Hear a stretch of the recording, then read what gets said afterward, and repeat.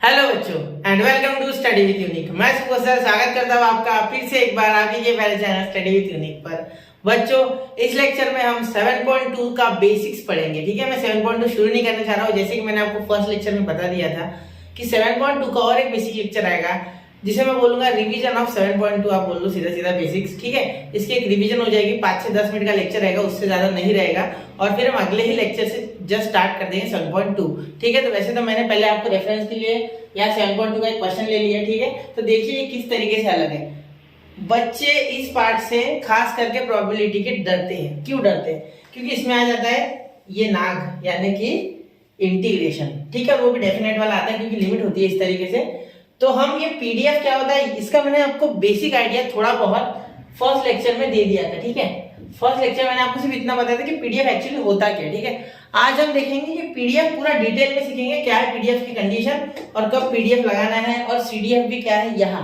वैसे हमने पीएमएफ के लिए सीडीएफ देख चुके हैं। ठीक है, क्यूमुलेटिव डिस्ट्रीब्यूटिव फंक्शन, ये हम फॉर पीएमएफ यानी प्रोबेबिलिटी मास फंक्शन ये 7.1 में पूरा क्लियर कर चुके हैं। सीडीएफ का ज्यादा यूज हुआ ही नहीं है 7.1 में। यहाँ उसका यूज होगा, बहुत ही जबरदस्त तरीके से होगा। एक दो क्वेश्चन ऐसे आएंगे कि एक बार आप फंक्शन बना लो, ठीक है, सीडीएफ का, उसके बाद आपको प्रोबेबिलिटी डायरेक्ट मिल जाएगी, वापस आपको इंटीग्रेशन करने की आवश्यकता नहीं है। ठीक है, चलिए तो करते हैं शुरू। Probability distribution probability density function PDF probability density function, जो कि प्रोबेबिलिटी डिस्ट्रीब्यूशन चैप्टर नंबर 7 का 7.2 के लिए रिक्वायर्ड टॉपिक है। ठीक है, अब ये पीडीएफ का फुल फॉर्म लिखते सर। हाँ लिखते बेटा,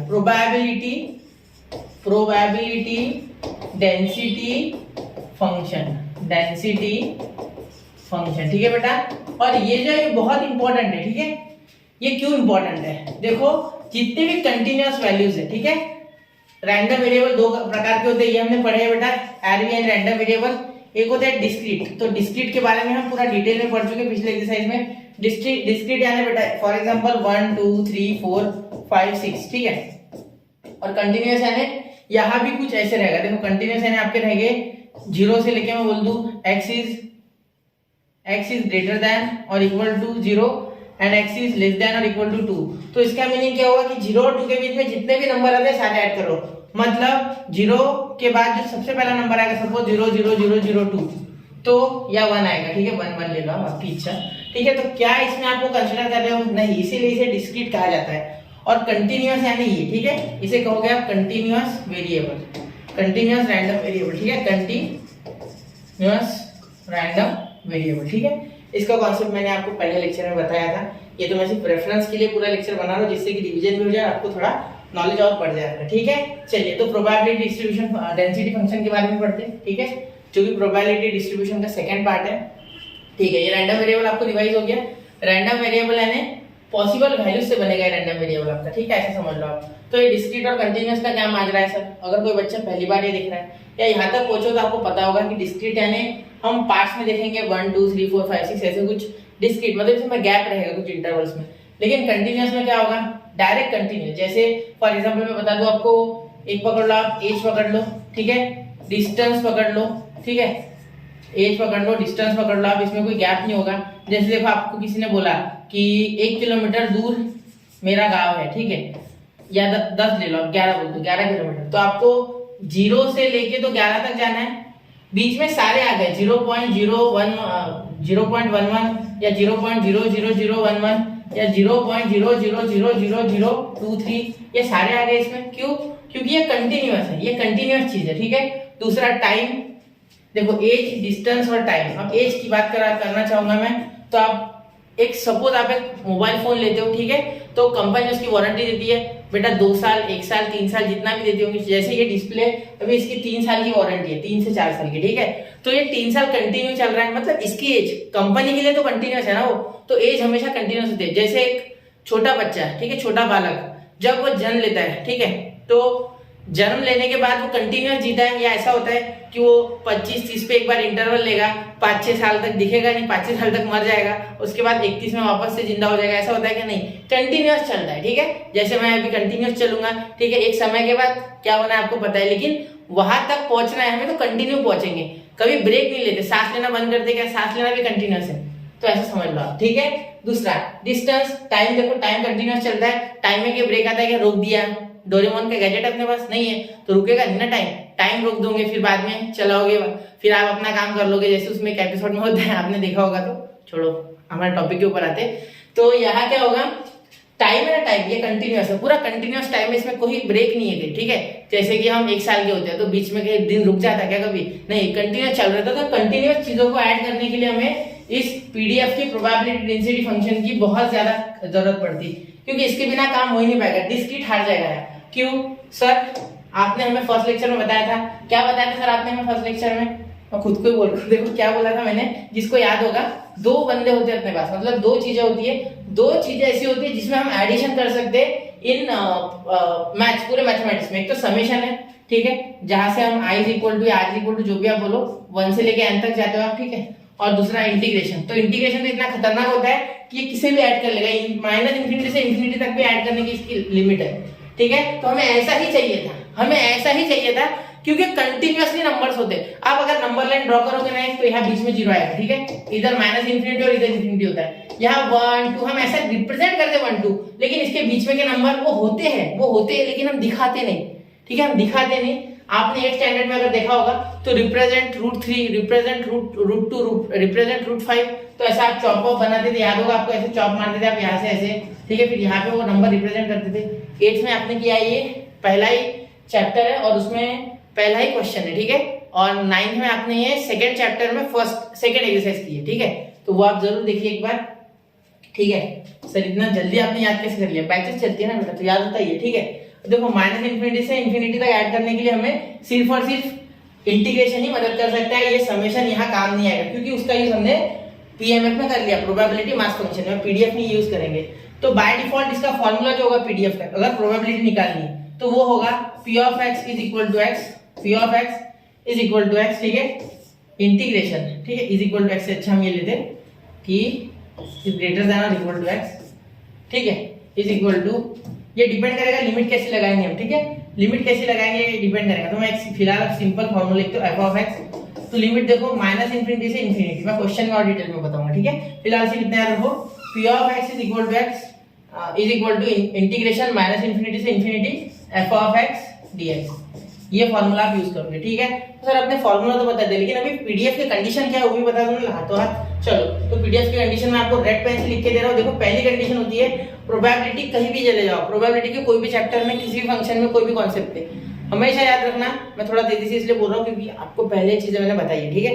तो प्रोबेबिलिटी हमेशा, तो मैं सिंपल आपको समझने के लिए पी लिखता हूं, probability is always less than और equal to 1 and greater than और इक्वल टू 0। ये आपको पहली बात समझनी चाहिए, प्रोबेबिलिटी में हमेशा ये कंडीशन तो हमेशा रहेगी, ठीक है, किसी भी टॉपिक को उठा लो ये तो आएगा, ठीक है। एंड f of x याद रखना, f of x is greater than और equal to 1, f of x is greater than और इक्वल टू 1, ठीक है, बड़ा हो सकता है या इक्वल टू 1 हो सकता है, ठीक है। थर्ड जो कंडीशन होगी, ठीक है, थर्ड याद रखना, बहुत इंपॉर्टेंट है, ठीक है, थर्ड याद रखना, बहुत इंपॉर्टेंट है।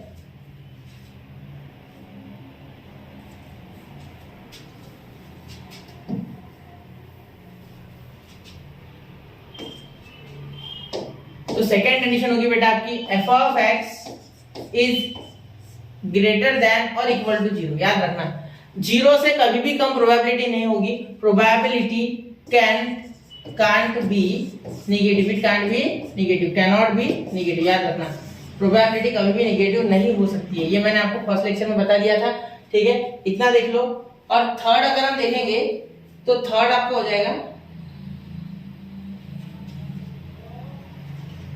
थर्ड देखना बेटा, थर्ड प्रॉपर्टी कुछ इस तरीके से, ये जो मैंने लिखा है ना यही लिखना है हमें, -∞ से ∞ तक आप अगर ऐड करोगे तो पूरा f of x जो है वो ऐड होने पे पूरा f of x dx अगर इंटीग्रेशन करोगे -∞ से ∞ तक तो आपका आंसर 1 आएगा, ठीक है। ये 3 कंडीशन, ये तो हमेशा जनरल कंडीशन है बोलना, ये आप ज्यादा याद रखना, ठीक है। पीडीएफ में ये 2 बहुत काम किए कि f of x is always greater than or equal to 0 and when we integrate f of x dx from -∞ to ∞, then we will get always 1, ठीक है। अगर 1 आता है तो ही वो पीडीएफ है, वरना नहीं है, ठीक है, तो ही वो पीडीएफ है वरना नहीं है, समझ रहे हो। चलो, तो अब क्या कर रहा हूं मैं बेटा, अब मैं आपको सीडीएफ की ओर ले जा रहा हूं, अगर इतना नोट करना है तो कीजिए 1 2 एंड 3। तो चलिए बच्चों, नोट कर लिया होगा आपने, ठीक है। अब देखते हैं सेकंड टॉपिक जो कि है CDF। बिल्कुल इसके बारे में बहुत बच्चे कंफ्यूज रहते हैं कि सर ये क्या है, तो मैं लिख देता हूँ cumulative distribution function, cumulative distribution function. ठीक है, आपको नाम से ज्यादा इसका काम जानने में बहुत मजा आएगा। देखो इसका काम बहुत ही आसान है बेटा, वैसे देखा जाए तो इसे आप एफ ऑफ बड़ा वाला एफ याद रखना, बड़ा वाला F capital F of x से डिनोट करोगे। ठीक है, इसका आपका जो जब आपको पूछा जाएगा कि सवाल में कि CDF निकालो, उसके बाद प्रोबेबिलिटी आपको निकालनी है, तो प्रोबेबिलिटी यूजिंग CDF हम कैसे निकालते हैं मैं आपको बताऊंगा। साथ में बहुत से बच्चे गलती करते हैं कि जो मेथड वो यहाँ अप्लाई कर देते, ठीक है, वही वहां कर देते, वो गलत है। ठीक है, याद रखना इसके लिए एक कंडीशन होगी। ठीक है, वो होगी P ऑफ x इज, यहाँ का जो x होगा आपका जो रैंडम वेरिएबल रहेगा, दैट इज ग्रेटर देन और इक्वल टू दिस x। ठीक है, मतलब यहाँ आपका अपर लिमिट ये वाला x हो जाएगा। ठीक है, तो आपका अपर लिमिट यहाँ हमेशा याद रखना x आएगा। ठीक है, और लोअर लिमिट हमेशा आएगा माइनस इन्फिनिटी। हाँ बिल्कुल माइनस इन्फिनिटी आएगा, तो याद रखना लोअर लिमिट तो माइनस इन्फिनिटी होता ही है, और ये x आपको क्वेश्चन में दिया रहेगा तो आप वहां से भी उठा सकते हो। ठीक है, देखो यहाँ बोला क्या गया है कि x इज लेस देन, यानी ये x ग्रेटर देन है तो ग्रेटर देन, ये x छोटा। ठीक है, मैं इसकी बात करूँ बड़े वाले, छोटा वाला जो बड़ा है ना, that's why this is your upper limit. ये क्वेश्चन में भी काम आएगा हमें। ठीक है, तो क्वेश्चन के समय में मैं आपको बताऊंगा। ठीक है, अभी आप ये साइन याद कर लो कि ये छोटा वाला x इज ग्रेटर देन और इक्वल टू, ठीक है, दिस x, तो आपका x इसीलिए अपर लिमिट में जाएगा। इसका फॉर्मूला ऐसे समझो आप ये। ठीक है, यहाँ हो जाएगा f ऑफ x dx, बस इसका इतना ही फॉर्मूला है, और यहाँ आपको कोई एडिशन नहीं करना है, डायरेक्ट ये खुद में खुद ऐड हो जाएगा। ठीक है, यहाँ आपको ऐड नहीं करना है। यहाँ क्या करते थे आप, जब PMF निकालते थे, याद होगा आपको, तो आप एक एक को ऐड करते थे नीचे CDF के लिए, लेकिन ये ऐसे यहाँ से यहाँ, फिर यहाँ, फिर यहाँ, फिर यहाँ वैल्यू लिखते थे, लेकिन यहाँ ऐसे नहीं होगा, यहाँ डायरेक्टली ऐड हो जाएगा इस फॉर्मूला के थ्रू, एक सिंपल फॉर्मूला खत्म। ठीक है, अब हमें अगर probability using this cumulative distribution function निकालना है। ठीक है, तो प्रोबेबिलिटी यहाँ मैं लिखता हूँ P यूजिंग, ठीक है, P समझेगा नहीं ना, ठीक है, पुशिंग जैसा ना लगे, तो इसीलिए P यूजिंग CDF जब निकालेंगे। ठीक है, तो कैसे निकालोगे, क्यूमुलेटिव डिस्ट्रीब्यूशन फंक्शन यूज करके कैसे निकालोगे, तो देखो जब आपको बोला जाए फाइंड प्रोबेबिलिटी, देखो A is x is greater than और equal to A and x is less than और इक्वल टू B, देन अगर आपको ये दिया गया है तो आपका कुछ फॉर्मूला इस तरीके से बन जाएगा, इज इक्वल टू, यहाँ देखना f ऑफ ये हो गया ना आपका इतना, f of B minus f of A। ठीक है, तो ये आपका एक्चुअली f जो है वो बड़ा है। ठीक है, आप एक काम करना, f थोड़ा बड़ा ले लेना। ठीक है, f ये बड़ा वाला है आपका ये f। ठीक है, एक मिनट आ गया। ठीक, यहाँ देखो f ऑफ B और f ऑफ A, तो आप जो फ्रीक्वेंसी, ये जो CDF है, ठीक है, ये B के लिए और A के लिए, मतलब आपका CDF का एक फॉर्मूला आ जाएगा, उस फॉर्मूले में सिर्फ आपको वैल्यूज पुट करनी है और B की, और आपको इनका जो प्रोबेबिलिटी है वो मिल जाएगा। ठीक है, इनके बीच वाला। ठीक है, समझ गए। अब एक बात सुनो, ये CDF में एक्चुअली होता क्या है, इसमें है ना ऐसे एक ग्राफ होता है। ठीक है, उस ग्राफ को हम A से B तक चलाते हैं। ठीक है, तो यहाँ से बीच में जितना भी एरिया है, this area is called as probability. Actually इसे रिप्रेजेंट करने का तरीका स्लैंट नहीं, सीधे होता है। ठीक है, ऐसे ऐसे ऐसे ऐसे बहुत सारे स्लिट्स बनाओ। ठीक है, this is your probability actually. ठीक है, तो ये याद रखना कि CDF में आपको ये फॉर्मूला दिया गया है, always x is your upper limit. ठीक है, अपर लिमिट हमेशा बड़ी होगी। ठीक है, इसीलिए हमने ऐसे लिखा है। ठीक है, अपर लिमिट हमेशा बड़ी होगी।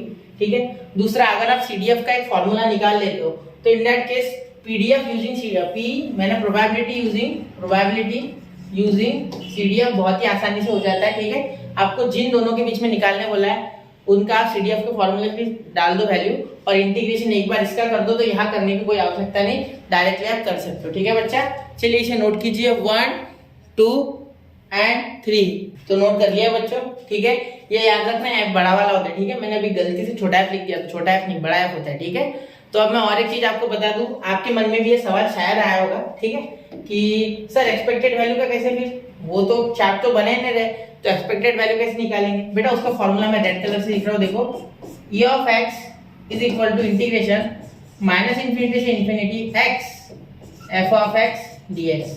क्योंकि एफ ऑफ एक्स डीएक्स ही तो आपका क्या है बेटा, actually f of x dx ही तो आपका प्रोबेबिलिटी है। देखो पिछले पेज पे मैंने बताया था आपको, देखो ये this is your probability and इसे x से मल्टीप्लाई करना है। दिक्कत ही क्या था, वहां क्या करते थे हम x इंटू पी आई, तो वही तो कर रहे हैं, x है पी आई, तो वही तो यहाँ कर रहे हैं हम, ठीक है। चलो तो यही हो गया, ठीक है। अब सर वेरिएंस पूछा तो वेरिएंस पूछा तो सिंपली इसका स्क्वायर लगा दो, ठीक है। x का स्क्वायर होता है तो यहाँ भी x स्क्वायर कर दो, माइनस इंफिनिटी से इंफिनिटी, यहाँ भी कर दो x स्क्वायर और यहाँ एफ ऑफ एक्स डीएक्स। हाँ अब आ रहा है ना सर पकड़ में, बिल्कुल बिल्कुल बेटा आ रहा होगा पकड़ में। चलिए ये हो गया इतना। अब देखिए, अब सर हमें वेरिएंस पूछा गया तो वेरिएंस के लिए तो हमने ये निकाला, बिल्कुल। तो वेरिएंस, अब ये दोनों निकलने के बाद वेरिएंस क्या, वेरिएंस की मूल्य 2 मिनट में हो गया, ठीक है। चलो तो वेरिएंस के लिए हम क्या करेंगे, सिंपली हम ई एक्स के स्क्वायर से माइनस ई एक्स का होल ब्रैकेट का स्क्वायर माइनस कर देंगे, बिल्कुल। और सर एच डी के लिए यानी स्टैंडर्ड डिविएशन के लिए, तो स्टैंडर्ड डिविएशन बेटा अब क्या ही रह गया हमारे लिए ना, स्टैंडर्ड डिविएशन तो हमें पता है under root variance of X, बिल्कुल। तो ये आपके सारे फॉर्मूले मैंने आपको दे दिए जो 7.2 में यूज होंगे, साथ में इसका कॉन्सेप्ट भी बता दिया मैंने आपको। तो इसका नोट, इसे एक बार स्क्रीनशॉट निकाल लो, हो गया। चलिए निकल गया होगा, ठीक है। अब देखिए बच्चों कैसा है, यहाँ मैं 7.2 का अलग इसलिए बना रहा हूँ जिससे कि 7.2 में आपको डर ना लगे। बहुत से बच्चे लिमिट वगैरह लेने में डरते हैं। यहाँ मैंने एग्जांपल नहीं लिया क्योंकि मैं डायरेक्टली इसके बाद चालू करूंगा लेक्चर, तो ये देखने के बाद लेक्चर देखना तभी के तभी देखो, ठीक है, तब आपको ज्यादा पकड़ में आएगी चीजें, ठीक है। तो डायरेक्टली एग्जांपल चालू कर रहा हूँ मैं इसके बाद, तो मिलते हैं अगले लेक्चर में, अभी ही देखिए, ठीक है। तो जय हिंद, जय भारत।